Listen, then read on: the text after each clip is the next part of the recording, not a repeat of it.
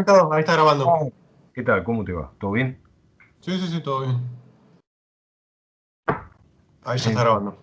Entonces, bueno, está grabando. Bueno, entonces, la semana pasada habíamos llegado hasta esta parte. De lo que estamos hablando es integral funcional en mecánica cuántica, que esto es el preludio para estudiar integral funcional en teoría cuántica de campos.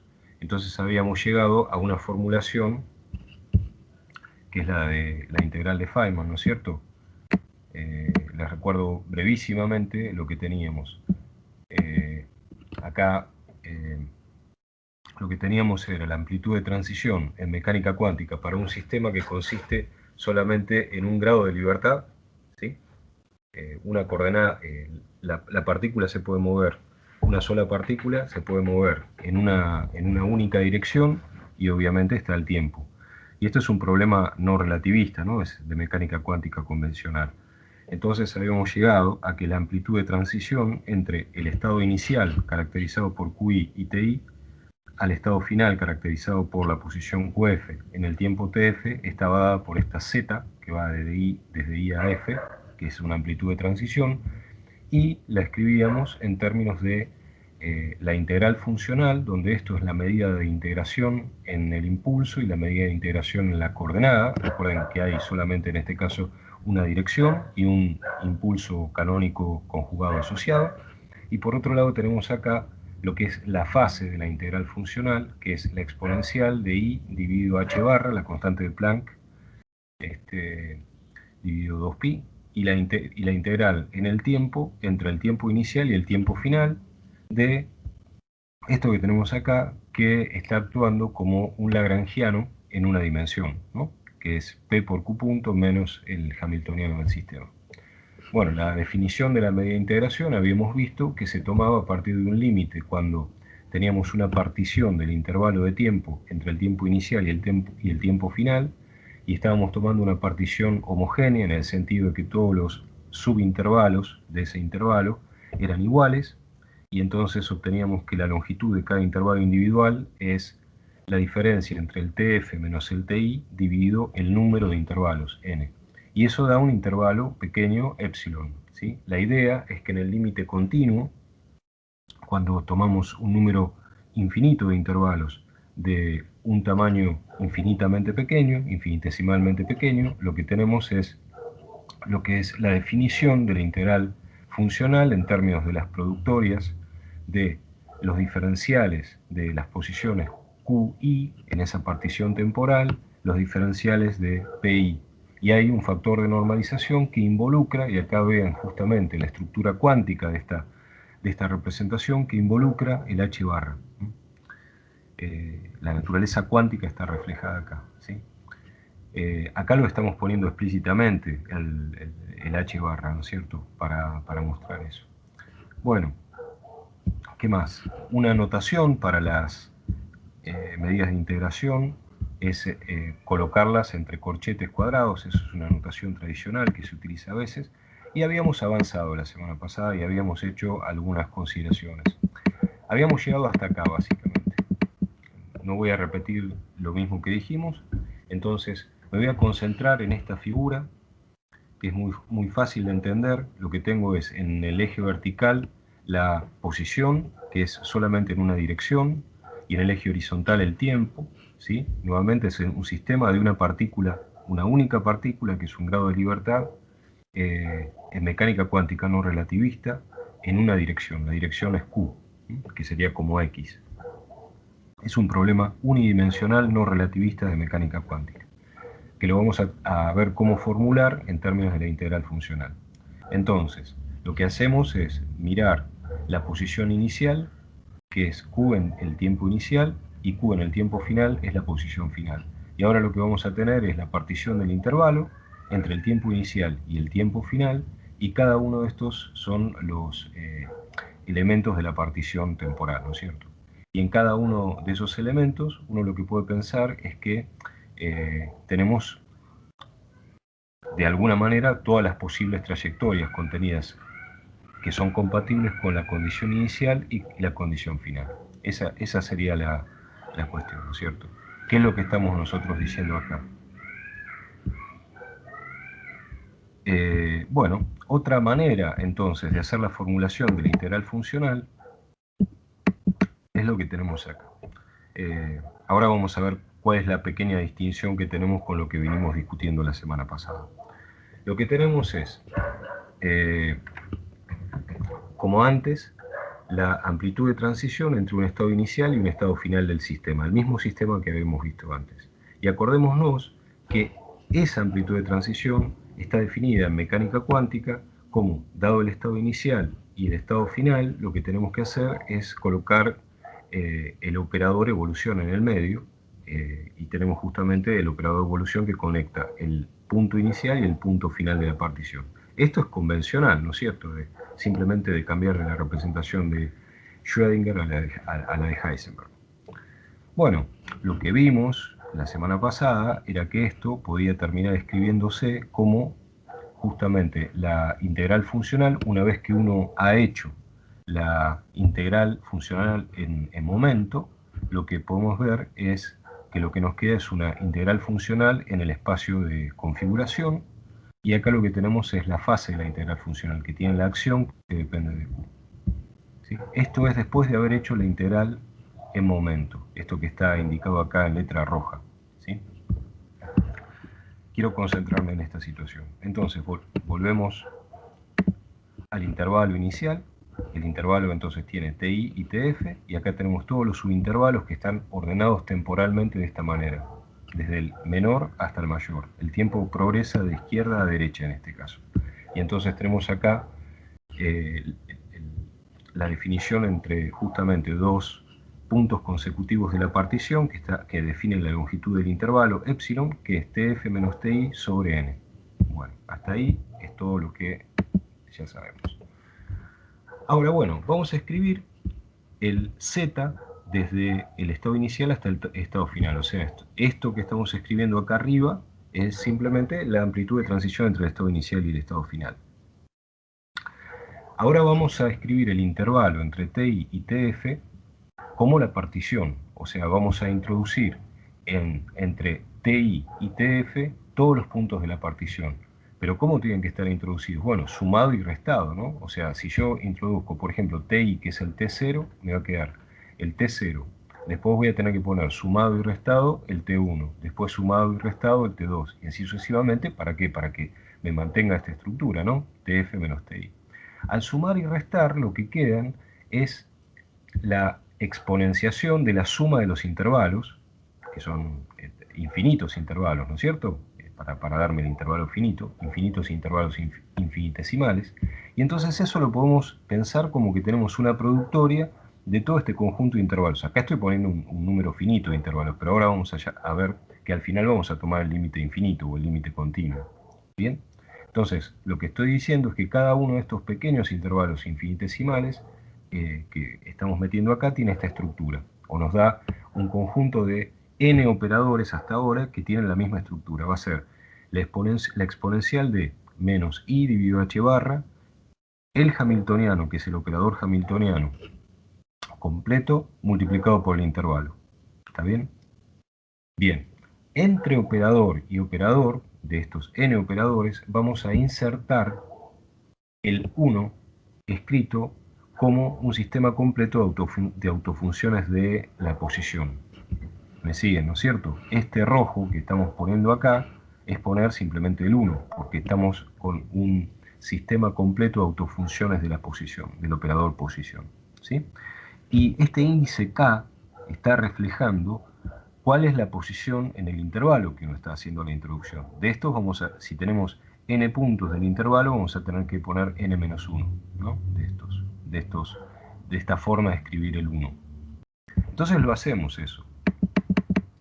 El resultado va a ser que esta amplitud de transición completa, lo que va a quedar es, bueno, fíjense que acá lo que voy a tener es un conjunto de integrales. ¿Cuántas? Desde j igual a 0, acá en lugar de, acá tenía k, y ahora voy a poner j, ¿sí? El diferencial de q, tk, ahora voy a poner diferencial de q, t sub j.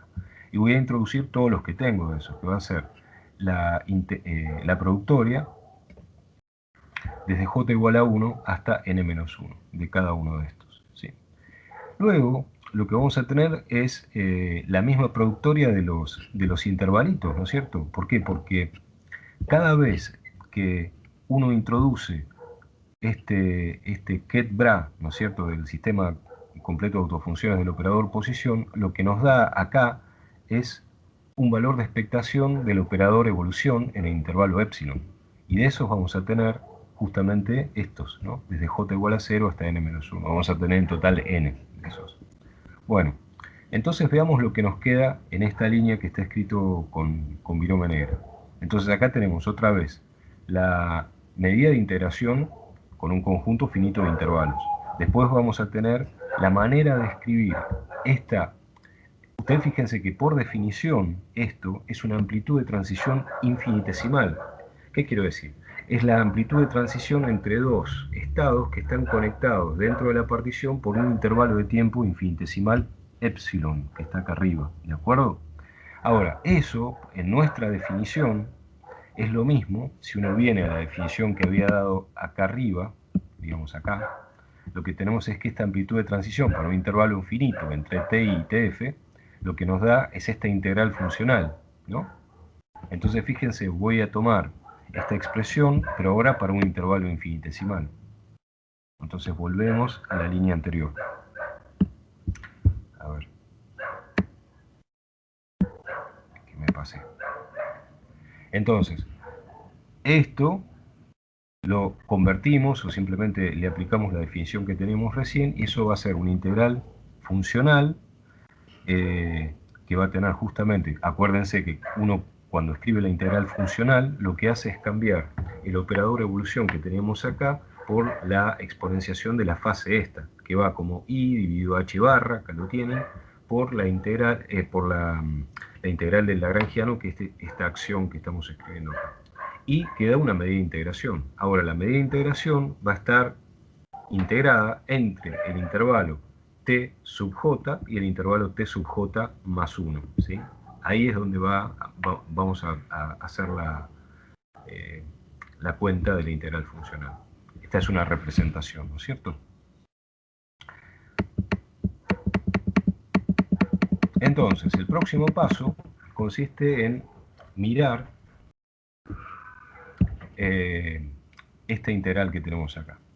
Entonces, para eso, vamos a pensar que tuviésemos un sistema donde la acción corresponda a la acción de una partícula libre.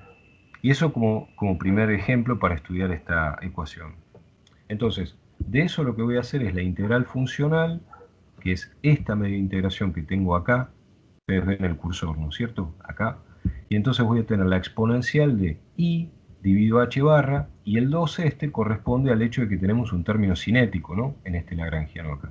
¿Está bien? Donde q punto es la derivada de q de t respecto del tiempo. ¿Está bien? Simplemente estamos analizando el caso de una partícula libre en una dimensión. Una situación muy simple. Bueno, lo primero que podemos pensar es que la partícula libre va a tener una trayectoria clásica.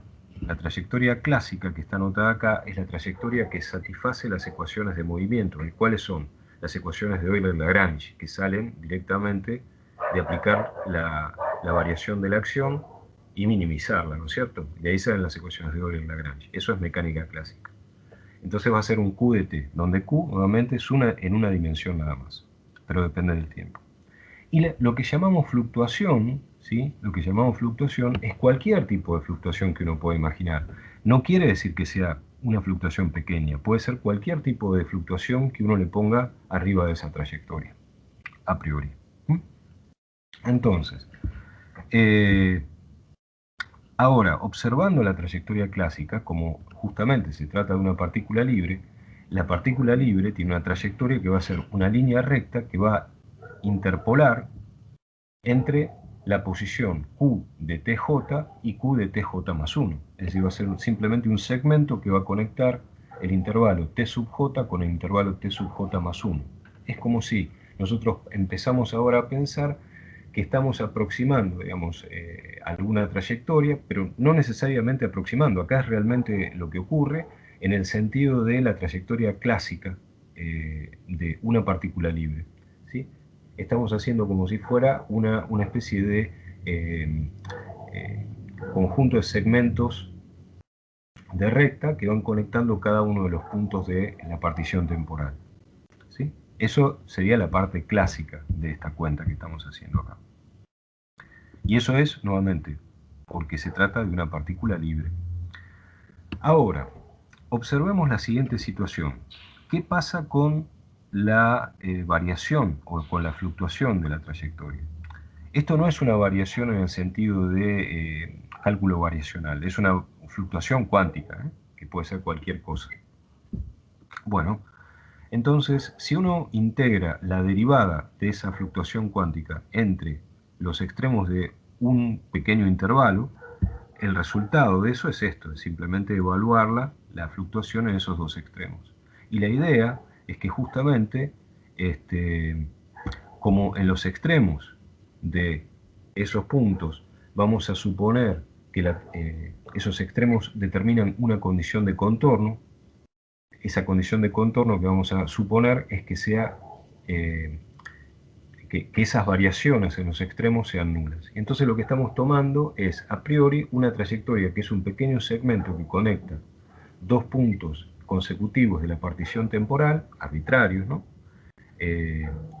Pero una vez que uno se fija en esa situación, lo que tenemos es que, bueno, puede haber alguna fluctuación en el interior del pequeño intervalo, pero en los extremos lo estamos tomando como fijo, ¿sí? Ahora, después, como fíjense que adelante de toda la cuenta que uno termina haciendo, ¿sí? Porque no perdamos de vista eso, lo que estamos calculando es los extremos fijos acá, en esta parte, ¿sí?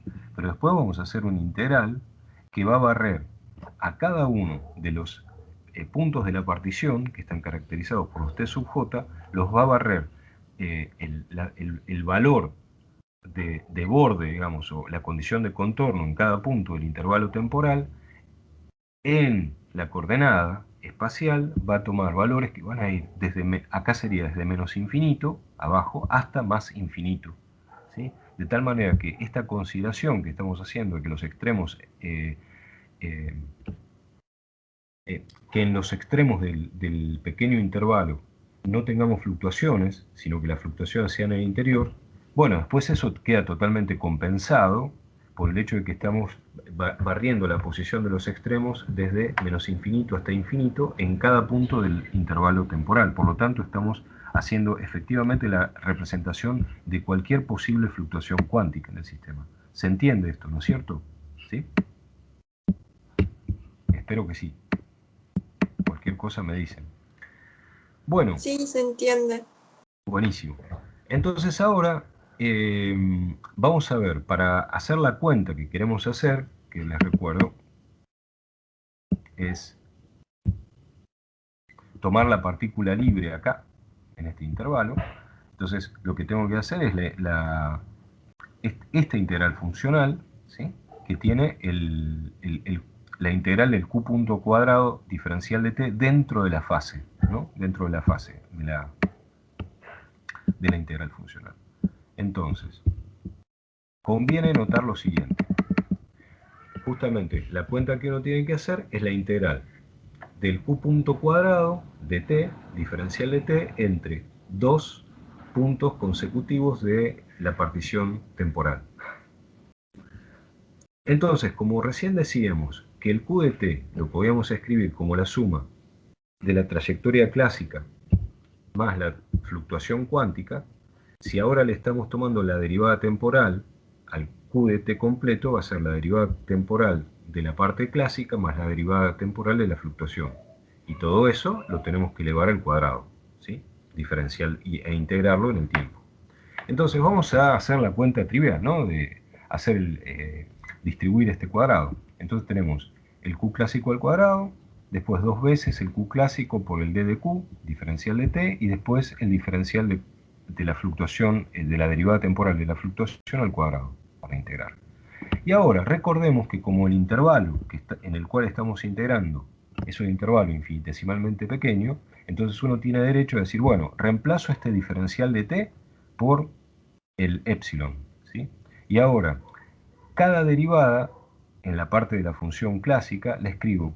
Acá voy a tener un cuadrado afuera, pero adentro del paréntesis vamos a tener la diferencia entre la trayectoria clásica en el extremo de tiempo t sub j más 1 menos la trayectoria clásica en el t sub j, dividido el épsilon, porque es una derivada, ¿no es cierto? Este es el primer término que refleja el primer término de esta suma en azul, que da la primera integral.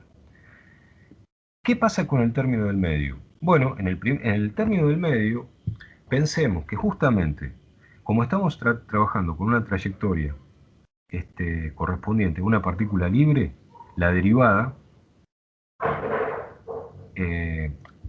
o sea, lo que vamos a tener acá es, esto va a ser proporcional al tiempo, ¿no? O sea, lo que vamos a tener es, como es una partícula libre, va a tener una trayectoria rectilínea, por lo tanto vamos a tener algo de la forma, una constante por el tiempo más otra constante, eventualmente. Eso es todo lo que tenemos. Pero ¿qué pasa? Si integramos por partes esto, nos podemos dar cuenta que manteniendo fijo la posición en los extremos, obviamente esta cuenta da 0, esta integral da trivialmente 0. ¿Qué pasa con la última? Bueno, la última no da 0 y la vamos a dejar explícitamente escrita así, esta integral. Bueno, entonces ahora volvemos a la cuenta que queremos hacer, que es la integral funcional de la fase i dividido 2h barra. Acá vamos a tener la integral temporal de q punto al cuadrado.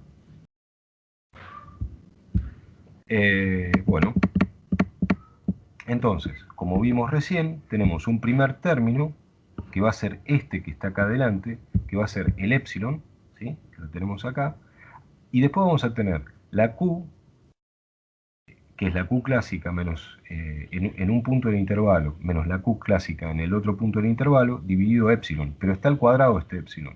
Entonces voy a cancelar el épsilon con el épsilon al cuadrado y me va a dar 1 sobre épsilon acá, ¿está bien?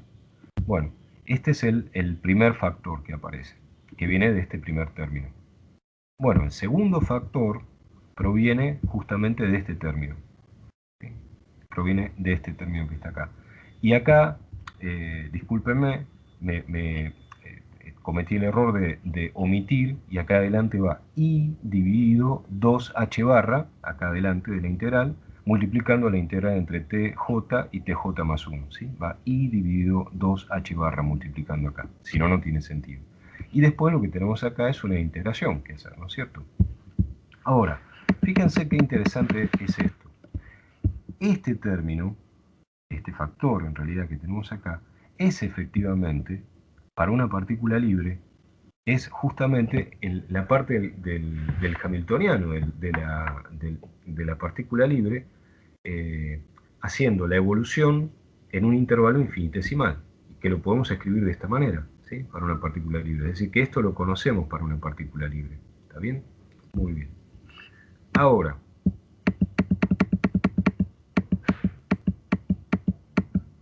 ¿cuál va a ser la expresión que nos va a quedar?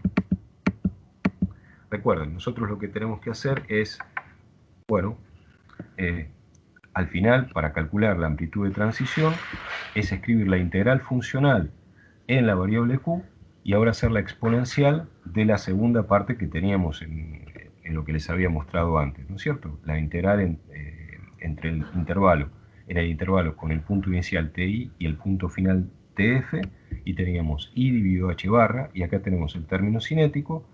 Bueno, nosotros lo que hicimos al principio de toda esta cuenta es pensar que teníamos una acción que dependía de Q, ¿sí? Esa acción que depende de Q, bueno, tiene obviamente un término cinético que depende de Q punto, y tiene la acción, y en la acción la dependencia en Q está dada a través del potencial que depende de Q. Hacemos que el potencial, suponemos, no dependa de Q punto, ¿sí? Que no dependa de la velocidad. Y bueno, entonces lo que vimos de toda esta cuenta, y ustedes se quedan con las notas estas para revisarlo y completarlo, es que esta cuenta, que es la amplitud de transición finita entre justamente una partícula que se está moviendo entre un punto QI en el tiempo TI y un punto QF en el tiempo TF va a estar dada por una expresión que viene dada por esto que está acá. ¿Okay? Muy bien. Fíjense que esto es la amplitud de transición en el intervalo ya finito. ¿Sí? Muy bien. Seguimos. O sea, si ustedes siguen esta cuenta, la pueden completar y entonces darse cuenta de que la amplitud de transición en el intervalo finito, que está dada por definición, como habíamos visto, por este operador evolución temporal, termina pudiendo escribirse de esta manera, ¿no es cierto? Esto es la amplitud de transición. Y acá es donde aparece una parte muy importante de la integral funcional, que es la conexión con el límite clásico.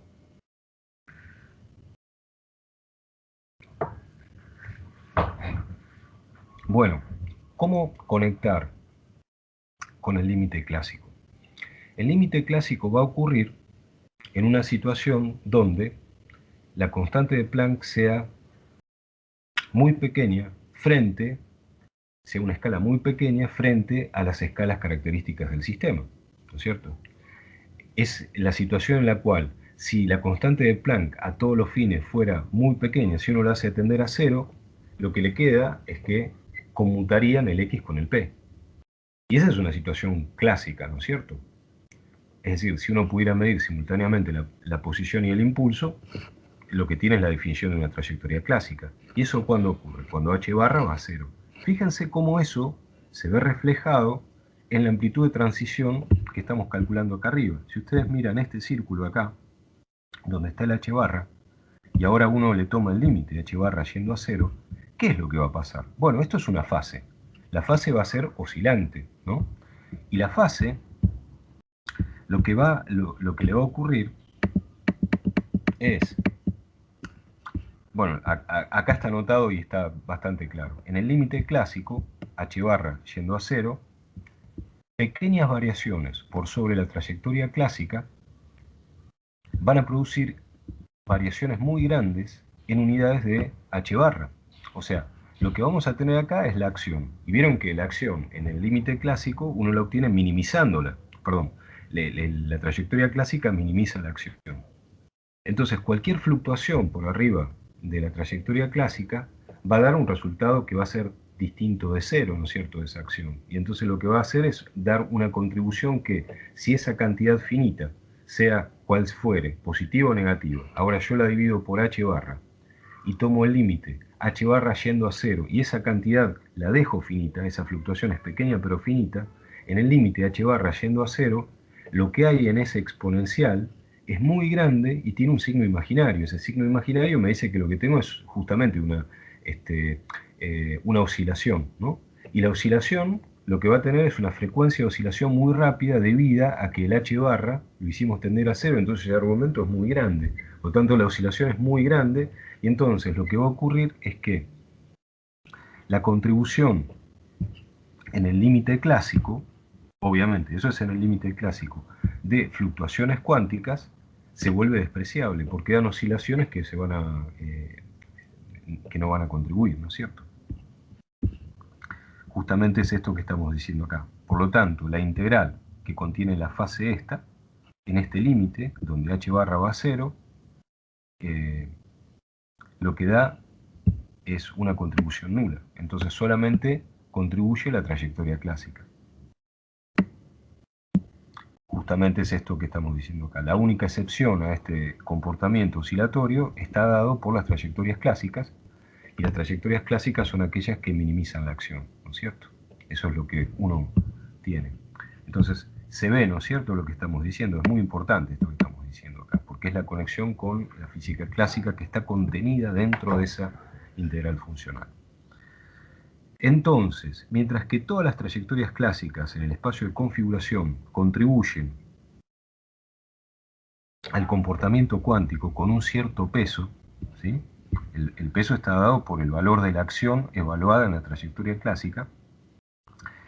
Si ustedes toman el límite clásico, las únicas que van a contribuir son las trayectorias clásicas. O sea, las trayectorias clásicas son algunas más de las infinitas posibles trayectorias que van a contribuir en el límite cuánticamente, ¿no? Cuánticamente va a contribuir cualquier trayectoria clásica y todas las fluctuaciones cuánticas. Pero al revés no. En el límite clásico solamente van a contribuir las trayectorias que minimicen la acción, o sea, las trayectorias clásicas.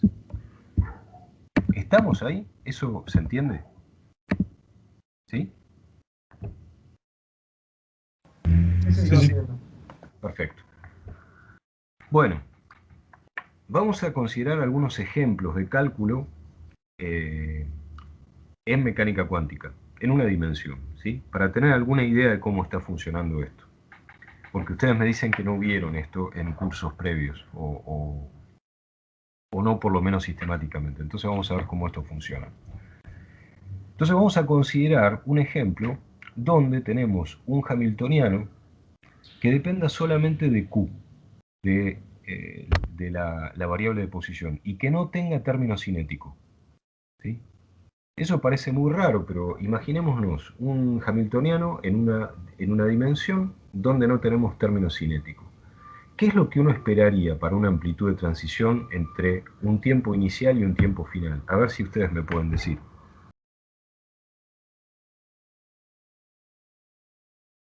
Clásicamente, ¿qué esperaría uno si no tengo término cinético? Es nulo. ¿Cómo? Es nulo, va a ser. Que se quede en la misma posición, ¿no es cierto? Sí. Muy bien. Entonces vamos a ver cómo eso se refleja en la integral funcional, porque ¿cuál es la idea de hacer este ejercicio y algún otro más que vamos a hacer? Bueno, ver cómo funciona esta forma de entender la dinámica en términos de la integral funcional. Entonces, ver cómo funciona específicamente la partición del intervalo, cómo hacer la integral. Entonces, por eso estamos, perdón, haciendo ejemplos muy simples. Entonces, vamos a volver a calcular la amplitud de transición entre el estado inicial y el estado final para un potencial, no un potencial, un hamiltoniano que solamente depende de Q y que no depende de Q punto, que no tenga término cinético. Entonces, vamos a tener la medida de integración con una integral funcional en el impulso, canónico conjugado, y una medida de integración en la coordenada. Acá tenemos la fase, y en la fase recordemos que va a ser la unidad imaginaria dividido h barra, y ahora es la acción con los extremos, tiempo inicial y tiempo final de la trayectoria, y esto que tenemos acá es simplemente el lagrangiano. Ustedes dirán, pero ¿cómo apareció Q punto si le dijimos que no estaba? Bueno, pero en el hamiltoniano no está, pero en el lagrangiano sí, porque el lagrangiano es PQ punto menos el H, y el H es un H de Q, ¿está bien?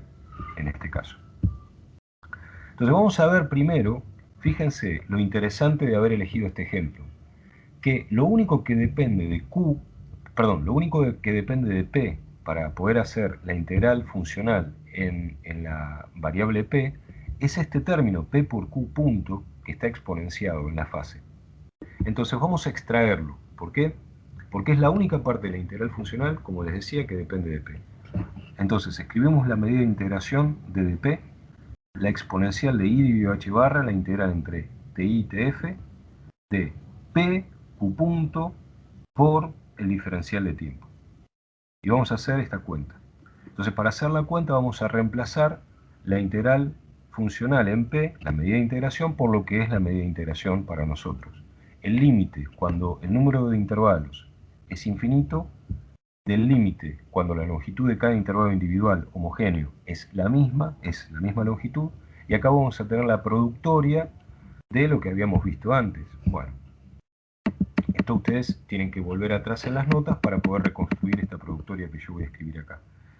Va a ser la exponencial de i dividido h barra, y ahora recuerden, como tenemos una integral en el tiempo, voy a tener un intervalo infinitesimal de tiempo, que es este epsilon que lo tengo tachado porque está simplificado con el epsilon que viene de haber tomado q punto. ¿Lo ven? El q punto va a ser, por ejemplo, el primer punto de la partición va a ser, fíjense, va a ser el q1 menos este q que viene acá, que sería el q0. Y entonces dividido epsilon. Esto va a ser el Q punto evaluado en el extremo inferior de la partición, por P sub 1. Después acá va a venir, que no lo puse explícitamente, el P2 por el Q2 menos el Q1 dividido epsilon. Y así sucesivamente hasta llegar al último P, que es el P sub n, que está multiplicado por el Q sub n o Q sub f, que es lo mismo, menos el Q sub n menos 1 dividido epsilon. Y este epsilon también se cancela con el epsilon que está delante de todos. ¿Se entiende esta cuenta? Les pido que me digan si se entiende esta cuenta que está escrita en negro que describimos recién, por favor. Sí, sí, se entiende. Sí, sí. Muy bien. Ahora fíjense lo que es esto, ¿no? Porque esto es muy interesante lo que nos quedó. Están haciendo cada una de estas cuentas individuales antes de pensar en la... Bueno, en realidad tengo un producto finito, ¿no? Todavía. Desde i igual a 1 hasta n.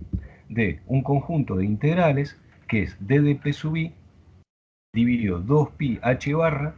Y fíjense que si ustedes ahora escriben la exponencial de esta suma como el producto de las exponenciales, ¿no es cierto? Lo que se encuentran es que tienen el producto de integrales, que cada una de ellas es la transformada de Fourier de la unidad.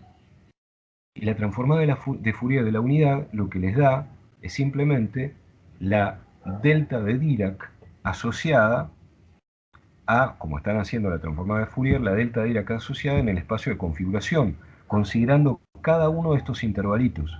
¿Sí? ¿Los ven? Entonces tengo de estas deltas un conjunto de deltas, n deltas. Creo que son n-1, producto de deltas. Bueno, por supuesto que acá, por ejemplo, ya empezamos a ver una dificultad importante, que es la siguiente. Nosotros, si ustedes hicieron algún curso de, por ejemplo, análisis funcional, que pueden haberlo hecho o no, por ejemplo, si hicieron un curso, si están cursando en el Departamento de Física de la Universidad de La Plata, habrán hecho el curso de métodos de la física matemática de Horacio Falomir, por ejemplo. Bueno, el producto de estas, las deltas de Dirac son distribuciones, ¿no? Son funciones generalizadas o distribuciones.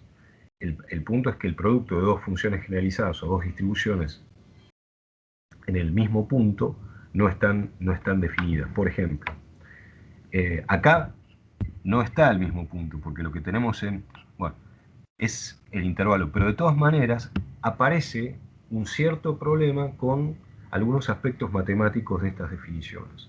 Nosotros no vamos a hacernos problema por ese aspecto. Lo vamos a tomar como si fuera parte del cálculo operacional, entendido en la manera que Feynman desarrolla la idea de integral funcional.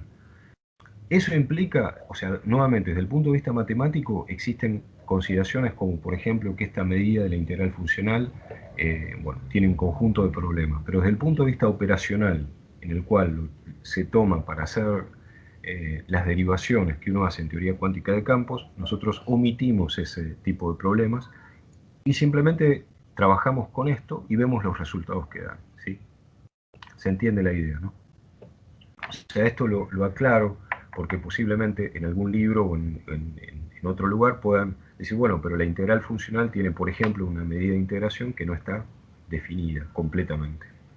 Bueno, nosotros lo que hacemos es tomar el cálculo operacional y de ahí para adelante trabajamos con eso. De la misma manera que uno lo hace siempre en física teórica. Muy bien, entonces llegamos a este producto de deltas.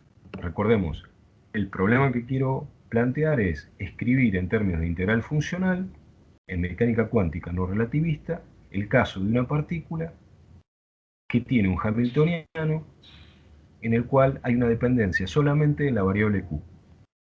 Y no hay dependencia en términos cinéticos. Es decir, no tiene término cinético ese hamiltoniano. Eso es lo que estamos planteando en este momento. Bueno, dicho esto y hecho este conjunto de cuentas, entonces si ahora ustedes reemplazan este producto de deltas, ¿sí?, en la definición que tenemos acá arriba, porque fíjense que el producto de deltas viene simplemente de esta parte, ¿no? Y requerimos acá tomar el límite cuando n tiende a infinito. Entonces volvemos acá arriba y lo que vamos a tener que hacer es la integral funcional en la variable Q. de esas deltas. Bueno, cuando uno lo haga, eso, teniendo en cuenta justamente esta parte, lo que va a dar, el resultado de eso, va a ser esto. Les pido a ustedes que lo hagan, que lo reemplacen este conjunto, este producto de deltas, en esa expresión de ahí arriba, y que muestren que eso les queda el límite cuando n va a infinito, el límite cuando epsilon va a 0. Estos dos vienen del hecho de que estamos tomando la definición de la medida de integración de la integral funcional en la variable q, que todavía no hicimos explícitamente, y entonces acá va a quedar, fíjense, la exponencial, esto viene de hacer las integrales en la variable q de esta parte, la parte que contiene menos h de q, ¿sí? Menos h de q. La exponencial de i dividido h barra, la integral entre el tiempo inicial y el tiempo final, de menos h de q diferencial de t, ¿sí? Con las deltas de Dirac. Bueno, cuando uno hace eso, le queda menos i dividido h barra, tenemos el epsilon, que es el diferencial de integración en el tiempo, el h de q, y acá lo que vamos a tener es, después de aplicar todas las deltas, nos queda n de esos intervalos, de tal manera que fíjense que ahora, en el límite n yendo a infinito y epsilon yendo a 0, el producto n por epsilon, ¿qué nos daba? Tf menos Ti, ¿sí? Es lo que está anotado acá abajo. Pero además queda suelta de este conjunto de deltas, cuando uno va haciendo las integrales, le queda finalmente una delta, que va a ser la delta unidimensional de Dirac, que lo que hace es conectarnos el punto inicial y el punto final en la partición. Lo que quiere decir, si volvemos al dibujo,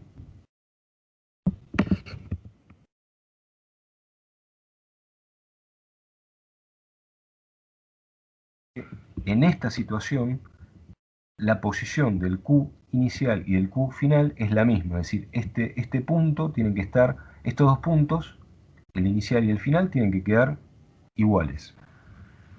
Con lo cual, este punto y el punto de Q final tienen que ser el mismo. En el medio puede pasar cualquier cosa, porque son fluctuaciones, ¿de acuerdo?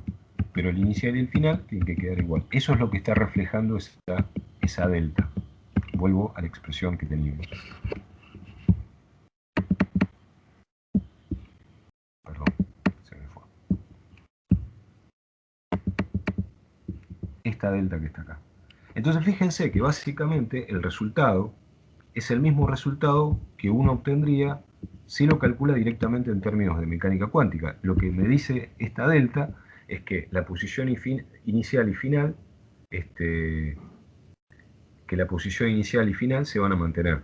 Hay una cosa que está mal acá, lo acabo de notar ahora. Esto no es la delta de el tiempo Tf menos Ti, sino la delta de Qf menos Qi. Acá. Bien.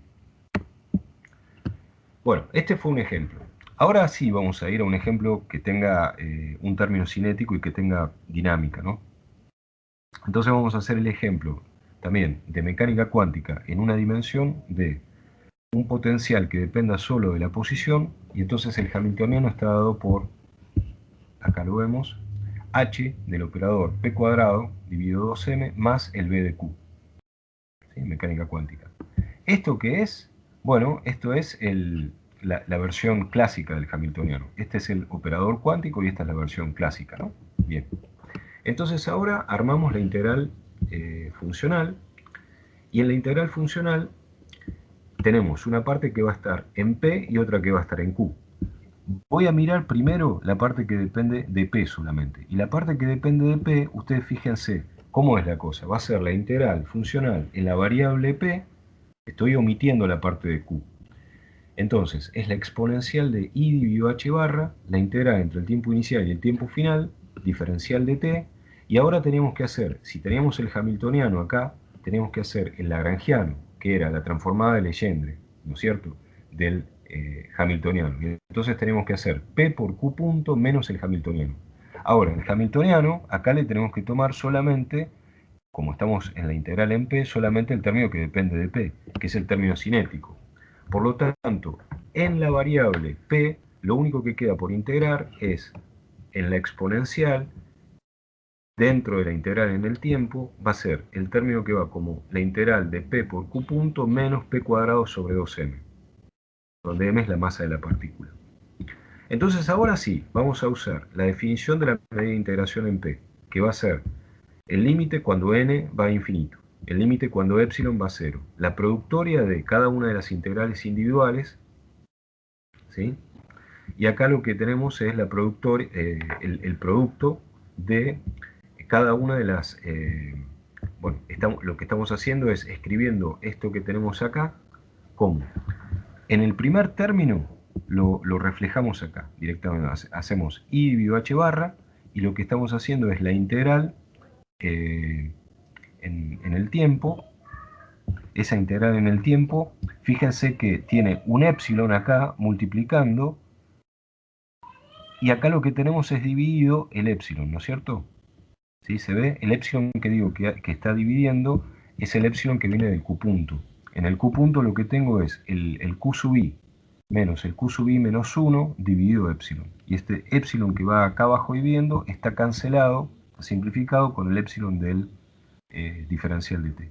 Y eso es lo que estoy escribiendo acá, en esta partición. Por otro lado, después tenemos menos, acá arriba, i dividido h barra, dividido 2m, menos i, lo ven acá, dividido 2m h barra, y entonces la integral en el tiempo es epsilon, y acá tengo p sub 1 cuadrado hasta p sub n cuadrado. Y eso es la parte correspondiente a esto. Muy bien. Entonces, para poder hacer esta integral, lo que tenemos que hacer es, primero que nada, un cambio de variables. El cambio de variables que vamos a elegir es para completar cuadrados. Entonces, vamos a completar cuadrados haciendo que pi menos m dividido epsilon por q, en esta forma, q sub i menos q sub i menos 1, esto define la nueva variable p sub i que llamamos p sub i'. Que eso quiere decir que estamos tomando en el límite epsilon yendo a 0, que el p sub i' es el p sub i menos m por q sub i punto. Bueno, si ustedes entonces ahora calculan el jacobiano de la transformación esta, es 1, ¿no? Porque el jacobiano del cambio de variable me queda 1. D de pi' me queda d de pi. Entonces el jacobiano asociado a la medida de integración total, que es simplemente la productoria de cada uno de estos diferenciales, ¿no? Me va a quedar que es igual a 1. Entonces las dos medidas de integración son iguales. Muy bien. Ahora, utilizo esta fórmula que tenemos acá arriba, que es el cambio de variables, para expresar la cantidad p sub i en términos del p sub i'. Y nos queda escrita de esta manera. ¿Sí? Hay un término que sigue expresado en términos del p inicial, pero vamos a ver cómo se cancela este término. Justamente es la idea de la completación de cuadrados. Entonces, agarramos nuevamente lo que tenemos en la fase de la integral funcional en p, que es i dividido h barra, la integral entre t y tf, diferencial de t, y lo que tenemos en la fase es pq punto menos p cuadrado dividido 2m. Y entonces hacemos el cambio de variable de la variable p. Lo reemplazamos directamente. Y ustedes pueden ver, si hacen la cuenta, que les aparece este término, que está cancelado con este otro término, es este término que viene acá, proviene de este lado. Y este otro término viene, bueno, o sea, simplemente cuando ustedes ven que acá tienen p por q punto, acá tengo p por q punto, bueno, simplemente hacen la cuenta y ven cómo se produce esta cancelación. Está bien. Discúlpenme, a veces me pierdo un poco porque hay mucho ruido ambiente y me distrae. Discúlpenme. Pero bueno, esto es lo que tenemos. La fórmula final, que tiene que ver con la integral funcional en P, tiene que ver con... esto es lo que nosotros teníamos originalmente. Hacemos el cambio de variables, y en el cambio de variables lo que nos queda es una integral genuinamente fíjense, d de p', que tiene solamente un término cinético en p', y es una integral funcional exclusivamente en la variable p', y después acá lo que tenemos es una integral, simplemente un término que queda factorizado. Muy bien. A esta parte, que es esencialmente una integral gaussiana, pero en variable compleja, se le da el nombre genérico de n a la menos 1, que depende de ti y de tf. Esto es simplemente algo que la vamos a tomar como una constante de integración, que en realidad no es constante, sino que es constante solamente si uno define el punto inicial y el punto final del intervalo, ¿no? Pero en caso contrario lo que tenemos es un punto inicial y un punto final. Esa es la dependencia que tenemos acá.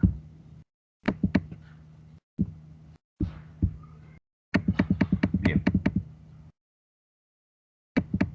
Entonces, ¿cómo nos queda finalmente esto? Esto nos queda así.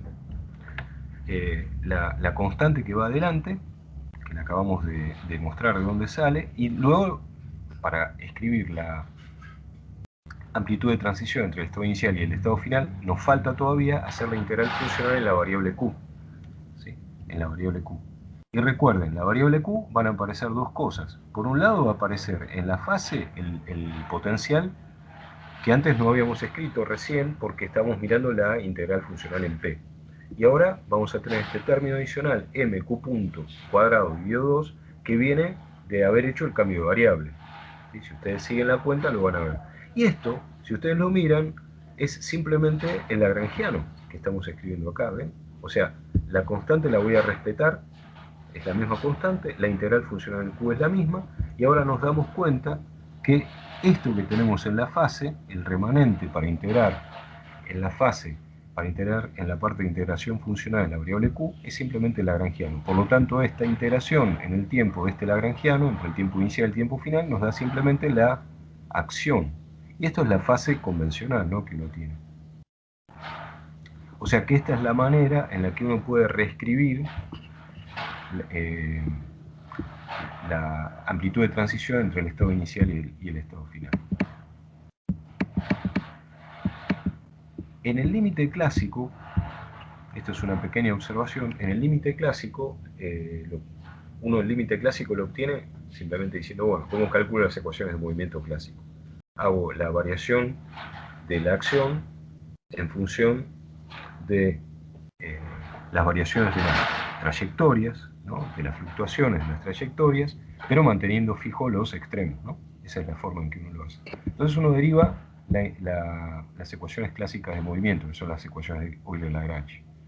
Y eso es el equivalente, como antes decíamos, a tomar el límite clásico, h barra yendo a 0. Es completamente equivalente. Bueno,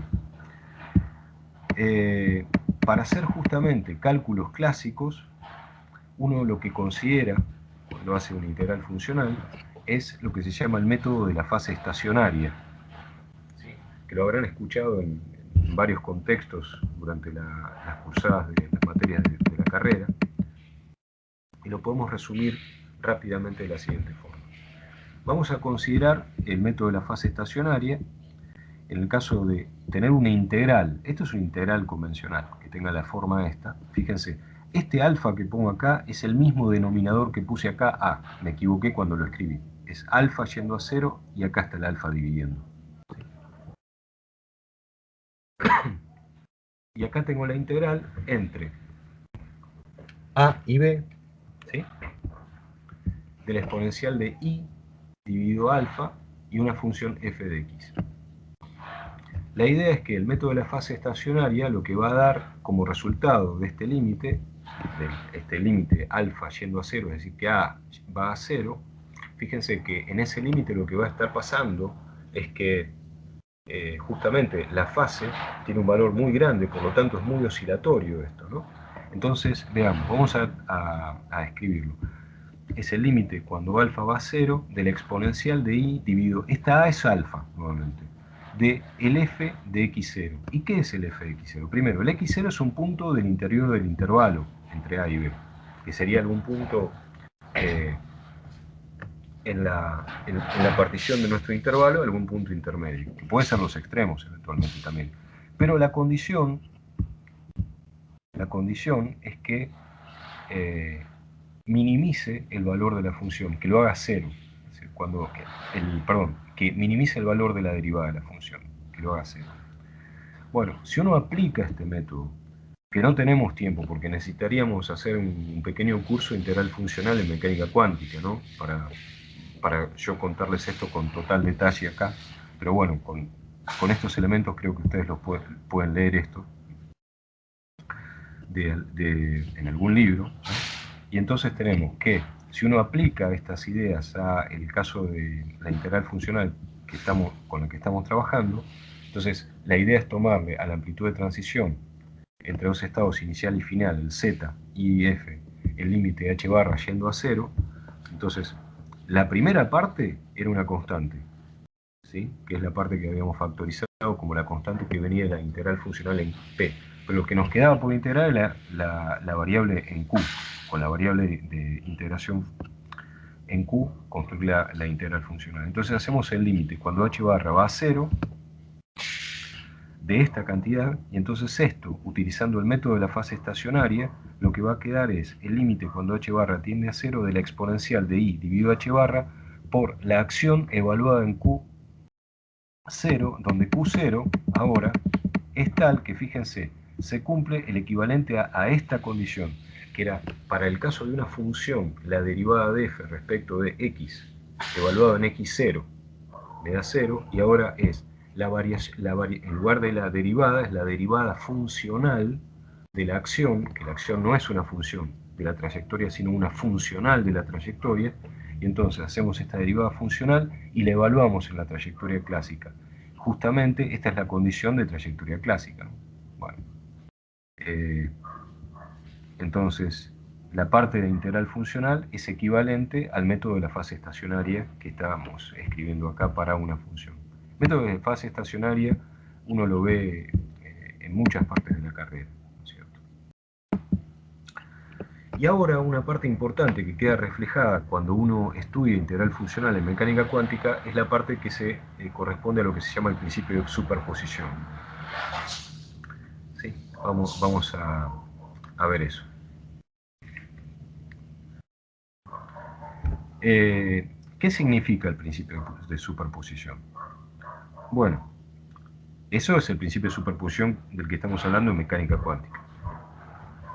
Supongamos que uno tiene un sistema de mecánica cuántica, también en una dimensión, y entonces tenemos un hamiltoniano que está escrito por un término cinético y un término de potencial que solo depende de Q. Entonces la amplitud de transición desde un estado inicial al tiempo ti a un estado final al tiempo tf, como lo habíamos escrito antes, viene dado justamente por esta integral funcional, donde acá separamos la parte de la integral funcional en Q y nos quedó la integral funcional, perdón, esta es la parte de integral funcional en P y nos quedó la parte de la integral funcional en Q, donde acá repito lo que es la constante que dependía de la integral funcional en P. Y ahora lo que vamos a hacer es considerar nuevamente una partición del intervalo. Y vamos a tomar algún punto intermedio del intervalo, ¿sí? Que lo estoy llamando T sub O. Este sub 0 es algún punto intermedio, no es el punto inicial, es un punto intermedio de la partición, T sub O.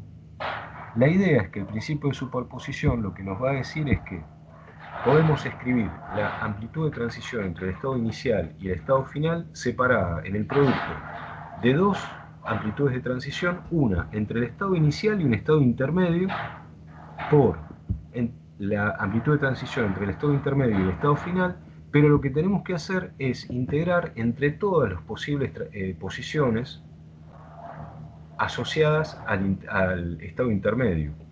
Eso es en el diagrama, en el dibujo que nosotros teníamos antes, es evidente porque es como si calculáramos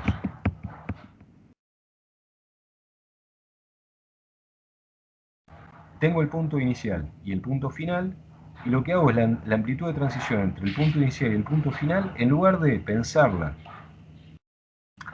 como la amplitud de transición entre el estado inicial y el estado final, la pienso como algún estado intermedio, supongamos este punto que está acá, entonces calculo esta amplitud de transición, dejo fijo el estado intermedio, después voy del estado intermedio hasta el estado final, y después lo que hago es, repito esa cuenta infinitas veces entre el estado intermedio que vaya a menos infinito y hasta más infinito. ¿De acuerdo? Entonces eso es lo que quiere decir el principio de superposición en esta situación.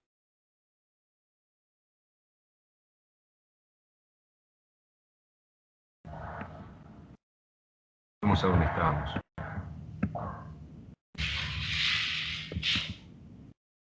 ¿Sí? Muy bien, principio de superposición. ¿Se entiende la idea del principio de superposición? ¿Me pueden decir ustedes, por favor? Sí, sí. Sí, sí, se entiende. Muy bien. Y ahora viene otro aspecto importante, que es cómo calcular elementos de matriz de operadores en mecánica cuántica utilizando la formulación de la, de la integral funcional. ¿Por qué? Porque al final uno en mecánica cuántica quiere calcular valores de expectación de operadores de mecánica cuántica. Entonces, vamos a considerar el operador de posición en la representación de Heisenberg, ¿sí? Este operador Q. Si vamos a la representación de Heisenberg, el operador de posición Q depende del tiempo, ¿sí? Los operadores dependen del tiempo. Entonces, supongamos que uno considera el operador en un punto intermedio de este intervalo, de esta partición de intervalo temporal, que sea evaluado en el punto que tiene el T sub O. El elemento de matriz, ¿sí?, de este operador, inserto en ese momento temporal, ¿no?, en ese tiempo T sub 0, lo vamos a calcular como el elemento de matriz o el bracket entre el estado inicial y el estado final de ese operador. Entonces, a los fines de la integral funcional, lo que hacemos es volver a hacer toda la partición que aprendimos la semana pasada, solo que en algún punto intermedio, cuando encontramos el tiempo t sub o, ¿sí?, ahí lo que vamos a tener que hacer es hacer el bracket de el estado intermedio, que va a ser el Q J sub O, el operador T sub O y el operador QJ sub O menos 1, el J sub O menos 1. ¿Se entiende, no es cierto? Lo que estamos haciendo. Ahora, este operador, como estamos utilizando una base autoestados del operador posición, justamente lo que tenemos acá son autoestados del operador posición, donde en el tiempo T sub O. Por lo tanto, esto lo que nos va a dar, esta cuenta, este bracket que tenemos acá, es la posición en el tiempo sub O, en el tiempo T sub O, que es justamente la posición que llamamos QJO. Y el resto lo que nos va a quedar es como antes, esta amplitud entre dos estados consecutivos, esta amplitud de transición entre dos estados consecutivos. Entonces, fíjense que al final de hacer toda la cuenta, el valor de expectación de este operador queda expresado como la integral funcional en P de la integral funcional en Q de la fase de siempre, que es la parte de la exponencial de I dividido h barra por la acción, multiplicado por el valor Q de T sub O. ¿Sí? Muy simple. Y bueno, como no depende este Q de P, hacemos nuevamente la integral en P y lo que podemos extraer es la función overall, la función adelante de todo. ¿Está bien? Entonces, ahora, esto es una definición que es el valor de expectación del operador normalizado.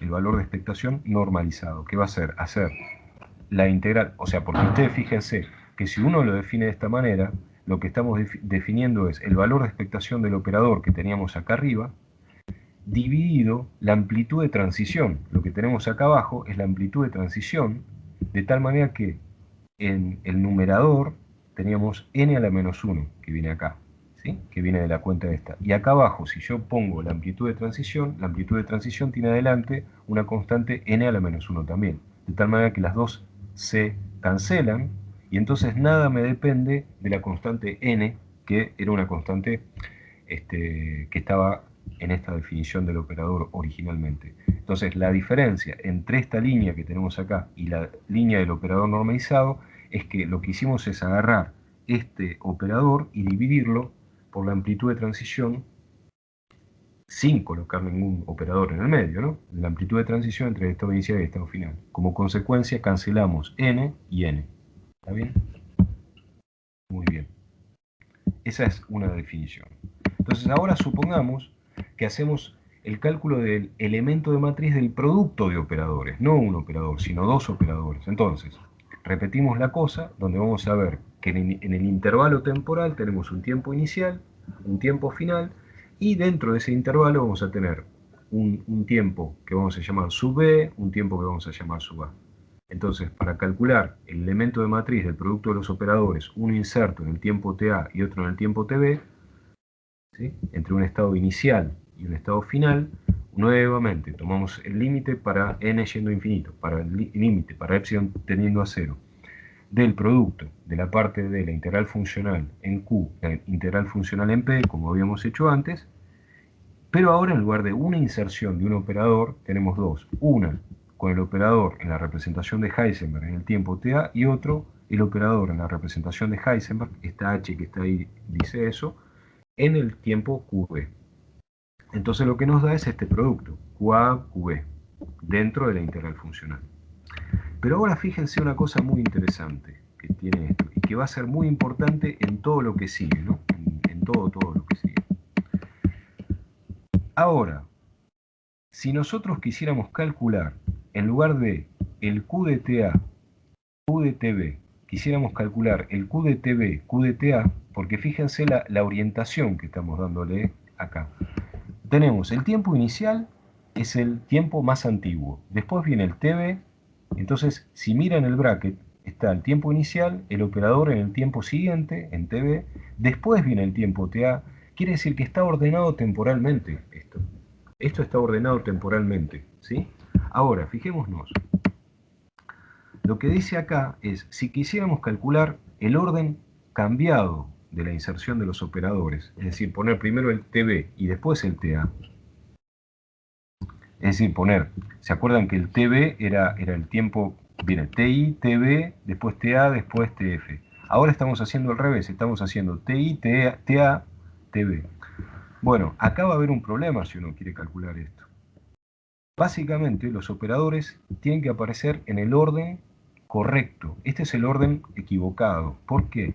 Porque cuando ustedes hacen la partición del intervalo, la partición del intervalo es unidireccional. Es decir, que ustedes parten el intervalo en forma ordenada temporalmente. El intervalo no se puede desordenar temporalmente, ¿sí?, de la manera que está construido. De manera que la inserción de los operadores que uno hace siempre tiene que respetar el intervalo temporal. Entonces, si uno escribiese los operadores en orden temporal cambiado, lo que hace la integral funcional automáticamente nos dice esto. Define, cuando uno está escribiendo el valor de expectación del producto de operadores, la integral funcional por definición incorpora el operador de ordenamiento temporal. Eso lo que quiere decir es que, como tenemos que respetar el ordenamiento temporal del intervalo, de la partición temporal, si ustedes hacen el producto de los dos operadores de la forma de insertar primero el ta y el tb después, esto ocurre, es correcto, cuando el intervalo ta es posterior al tb, que es lo que hicimos en la primera parte, acá arriba. ¿Sí?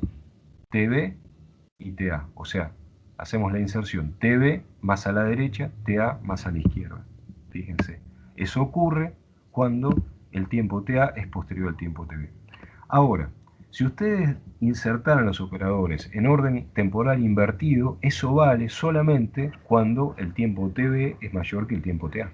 Es decir, cuando en la partición invirtieron el tiempo tb con el tiempo ta. De tal manera que siempre que ustedes ponen la integral funcional del producto de operadores, eso por definición no les da cualquier orden, sino lo que da la integral funcional cuando uno inserta operadores, cualquier número de operadores, va a ser el valor de expectación entre los estados inicial y final del producto temporal ordenado, que es esta definición, de los operadores.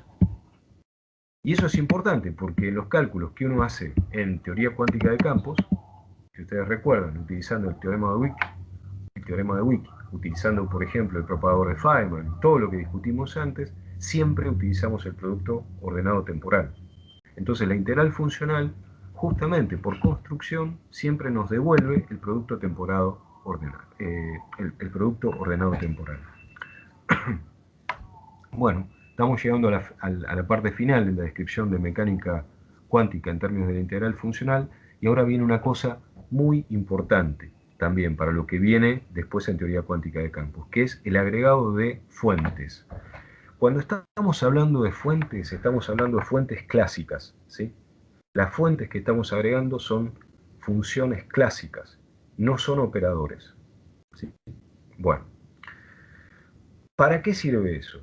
El agregado de fuentes clásicas sirve para calcular en forma práctica los elementos de matriz de los operadores en términos de estos objetos que son funciones clásicas que se llaman fuentes.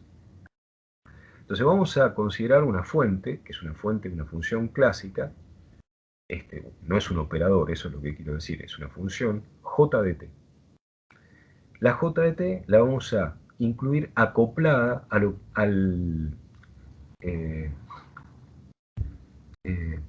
q de t. ¿Qué quiere decir esa palabra acoplado? Quiere decir simplemente dentro de la integral hacer el producto de j con q, ¿sí? Y los dos son funciones del tiempo. Entonces, vamos a modificar lo que llamábamos la z, que es la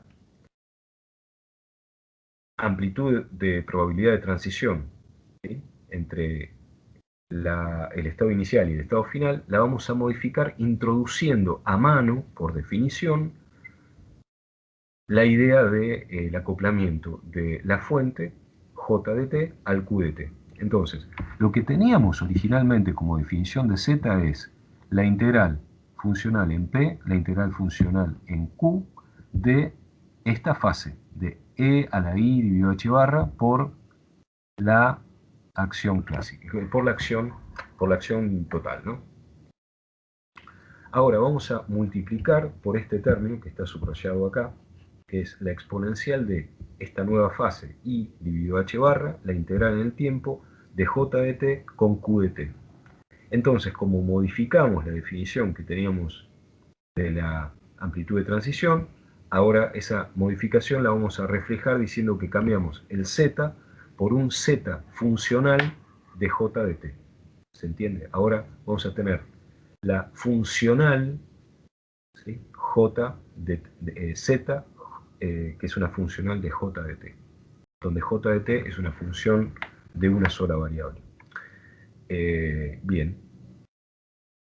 Entonces, la idea es ahora que a través de aplicar derivadas funcionales de la z respecto de la función j de t, uno va a poder obtener el valor de expectación del operador, en este caso, q de t.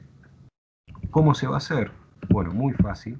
Yo no sé si ustedes habrán visto alguna vez derivadas funcionales, pero vamos a hacer un brevísimo repaso de qué significa una derivada funcional.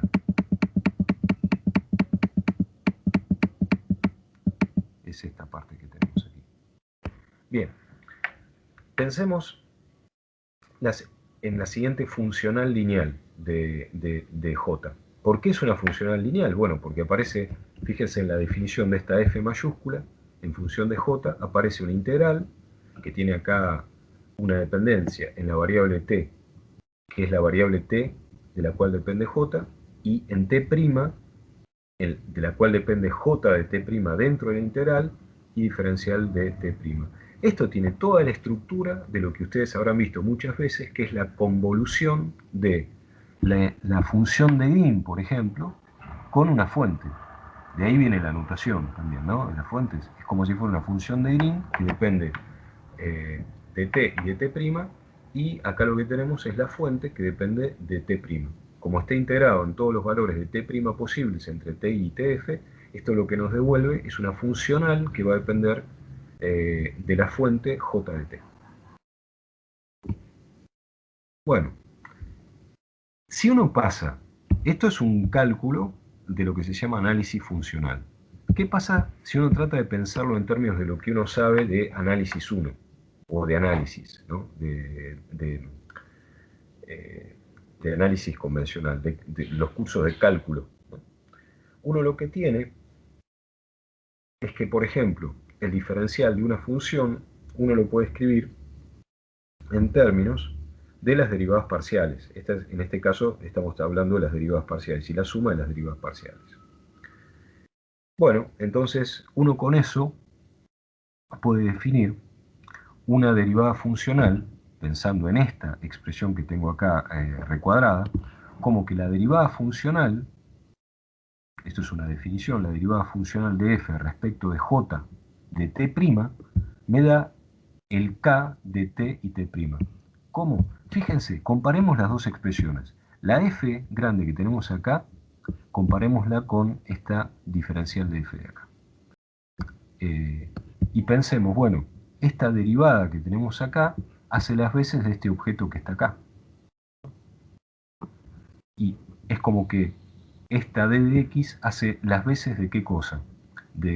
Bueno, del d de t', ¿no es cierto? Si uno ahora hace la derivada de la f grande, la f mayúscula, respecto del j de la j de t', lo que obtiene es simplemente esto que está acá. Vamos a pensarlo un poco mejor. Supónganse que ustedes calculan la variación del f respecto del j. ¿Cómo lo podemos calcular? Y bueno, esa variación, pensando justamente en esto, en realidad esta expresión es la que tenemos que pensar de esta manera. Fíjense, esta función f hace las veces de la f grande. Acá tenemos funciones convencionales, y acá son funciones, y acá son funcionales, ¿no es cierto? Entonces, básicamente, esta integral hace las veces de esta sumatoria, y cada una de estas derivadas parciales que tenemos acá son estas derivadas funcionales, y acá tenemos esta integral, acá tenemos la variación de la fuente que viene a ser esto. Bueno, espero que se entienda lo que estamos escribiendo. En particular, fíjense, algo que nos resulta totalmente familiar es que si ustedes agarran la delta de Dirac en una dimensión, ¿no? Y lo que hacen es la integral de una fuente, de una función que llamo j de t', en diferencial de t', y tengo la delta, y la delta tiene soporte en t. Fíjense, la delta de Dirac, lo que nos devuelve al hacer esta integral, si el soporte está dentro del intervalo ti a tf, nos da el j de t. Está bien, ¿no? Todo el mundo la sigue esta cuenta. Esta cuenta sí. Entonces, si ahora uno agarra y hace la derivada funcional de esta j de t, con respecto a esta j de t', ¿sí? Es como hacer la derivada acá, y lo único que nos queda es la delta de Dirac, que depende de t y de t'. Esto, si ustedes lo piensan en términos de funciones convencionales, lo que va a hacer es que si tengo justamente derivadas parciales en variables continuas, distintas, lo que va a aparecer es la delta de Kronecker. ¿Sí? La analogía es esa.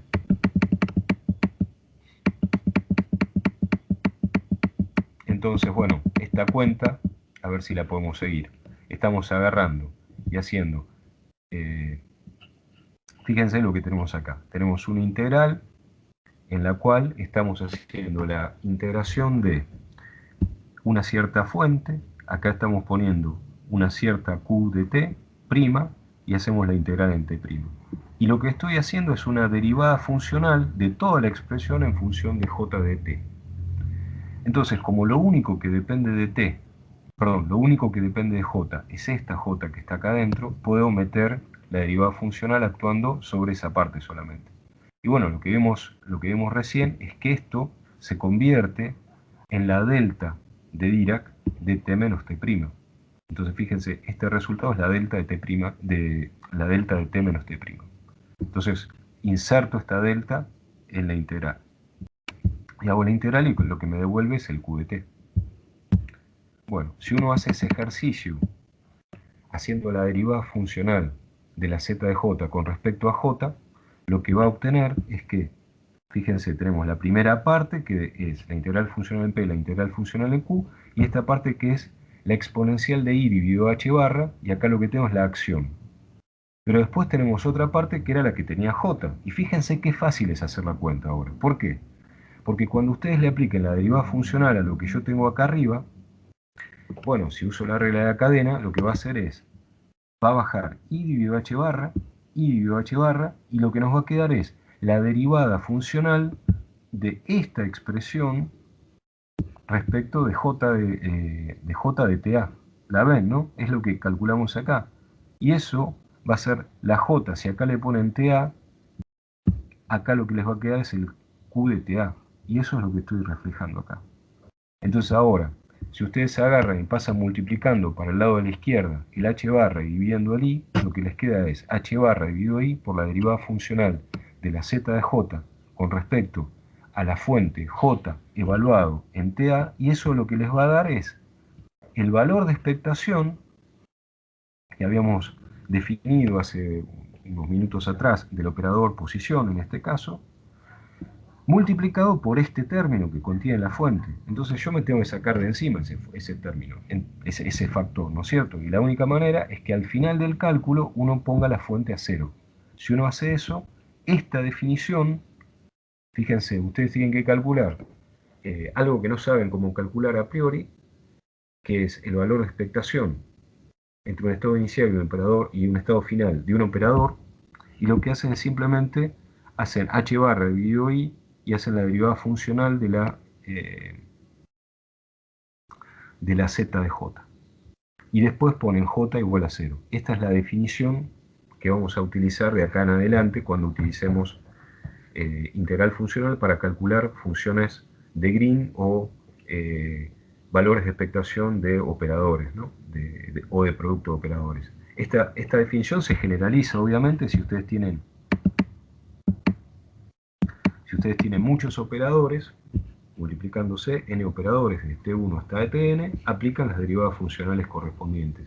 Y recuerden, aplicando esta receta, uno lo que obtiene en realidad es el valor de expectación del producto temporal ordenado de estos operadores.